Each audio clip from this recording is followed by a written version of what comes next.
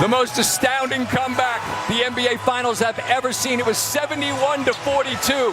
But OG Anunoby, with it a tip-in, with a second left on the clock, completes the most stunning comeback we've seen. And in New York, here on the floor of the Garden, they're playing New York, New York. And I'm sitting alongside Spike Lee. Spike, you're a filmmaker. You tell stories on film. As they sing New York, New York. Frank Sinatra. This night tonight is a story too hard to believe. You had the best seat in the house. Well, one of them. This is a team of destiny. A team of destiny. We haven't won the ring since 1973. Right. 99, but this is amazing. And this is the thing. This is New York City. We don't quit. Nope. We do not quit. We can easily turn it up and say, let's go down to Texas. We said, hell no, this game is not over and we're gonna win. And we did it. We did it. A 32-16 fourth quarter. And this place isn't going home. Nobody's left. No. The party's just begun. At what point, Spike, look, you can say we don't quit, and they didn't, but at what point do you really begin to entertain in your New York Knicks heart of hearts, they might win this game tonight? I'm not gonna lie, it was kind of shaky. It's 71-42, Spike. It had to be shaky. That's really shaky. But this team, they doesn't quit. Leon Rose put it together. Worldwide West, Coach Mike Brown, my man John Turturro right here.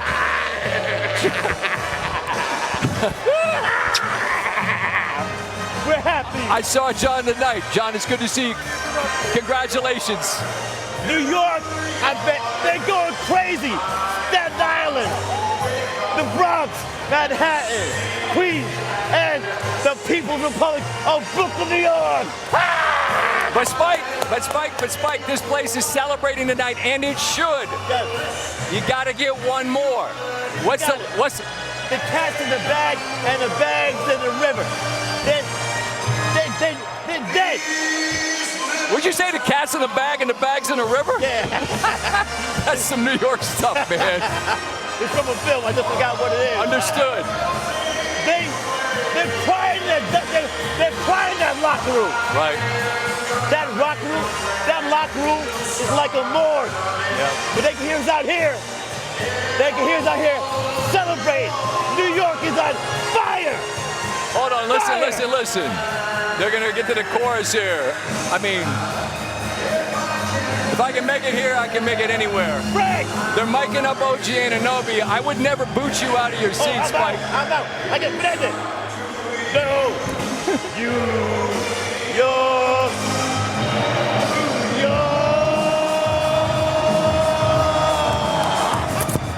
Spike, hey, Spike, I would tell you to enjoy your night. I don't know if his mic fell off. It's fine. Spike Lee. With really no historical precedent, they were down 71-42 at one point. OG Anunoby's tip with 1.2 on the clock of the Brunson miss. Look, no body to block out big number 8, and that tip-in provides the margin of victory and a roar I rarely, if ever, heard. What is going on? New York couldn't believe what they saw. Complete bedlam, delirium, euphoria as they get the stop that provides the final margin. And it's a 1-point win for the New York Knicks. Hi, I'm Scott Van Pelt here in the Garden, and you're watching at home. We were watching here. We all watched the same thing, and nobody can figure out how the hell it happened. The context will be provided throughout the hour. We'll visit with OG Anunoby in a moment. The evening looked like it was headed 2-2. The series going back to San Antonio, best 2 out of 3. This young Spurs team in its 22nd playoff game had a 41-point first quarter. Couldn't have shot better. They looked great. A million things go wrong for them. It's a 58-30 second half. And a joy in this building and in this city that hasn't been seen since 1973. To the highlight of Game 4. The Garden was a little on edge after the Spurs won Game 3. And early on in this one, Karl Anthony Towns had picked up an early foul. And then here, as he drives for an and one, no. All right, he's going to the line for a couple, but you see that hook of the arm? The Spurs challenge, and it's his second foul, the fastest player to have 2 fouls in a finals game since 1998. So one of their most impactful players has to go to the bench early, and the Spurs came out, as they so often do, the first team in the history of the finals to have a 10-point lead in the first quarter in the first 4 games. There's Wembanyama doing his thing. It's a 15-point lead. Now Wemby going to work. Off glass, bucket good. On the other end, as he's giving Robinson an earful, says, I'm in your head, and Robinson's had about enough of that. That turns into a flagrant one. Wemby says, I am in your head. It's a 41.0 turnover, 9 assist first quarter. As close to clinically perfect as basketball can be played. San Antonio's doing everything right. Up 21. Here off the scramble, the kick. Devin Vassell buries the 3. And that is not the look you'll see on Spike Lee's face when he's with me later in the show.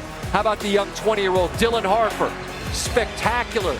His impact remarkable at this stage of a rookie career. 14 threes in the first half, most in a half by a team in finals history. So they're making history of the right kind from the Spurs perspective in the first half here. About 9 1/4 to go in the third. Wemby and Cat get tied up, and that's a flagrant foul on Wembanyama. That's up to 3. If he gets one more flagrant, he'll be suspended because he had a flagrant 2 earlier in the playoffs. But it's 81-56. How big a deal is any of this? All right, well, Brunson gets a 3. Larry David, no, go away. Mark Shapiro, I'm not interested. Leave me alone.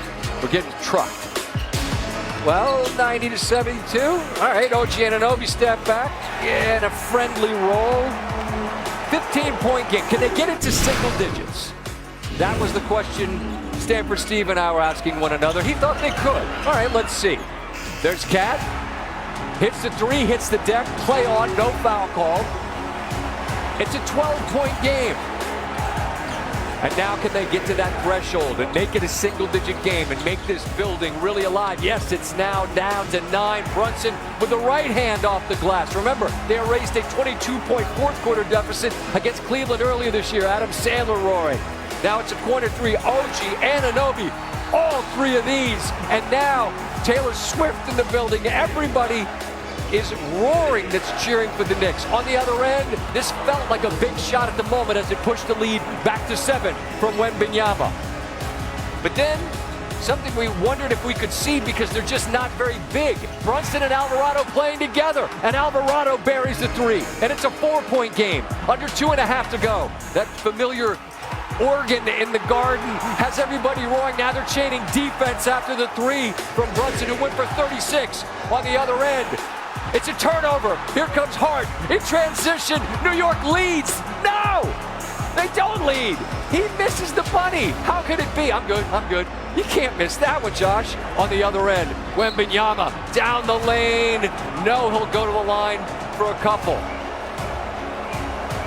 And my man Action Bronson said to me, it was 10 on the Richter scale when he went to the line. Misses the first. He's an excellent free throw shooter. He misses a pair. On the other end, can New York push their nose out in front? Brunson floater is good. And under 1.5 minutes to go. Now Larry David's ready to cheer. On the other end, Fox, no. And there's Stephon Castle fouled on the rebound. He made 2 huge free throws late in game 3.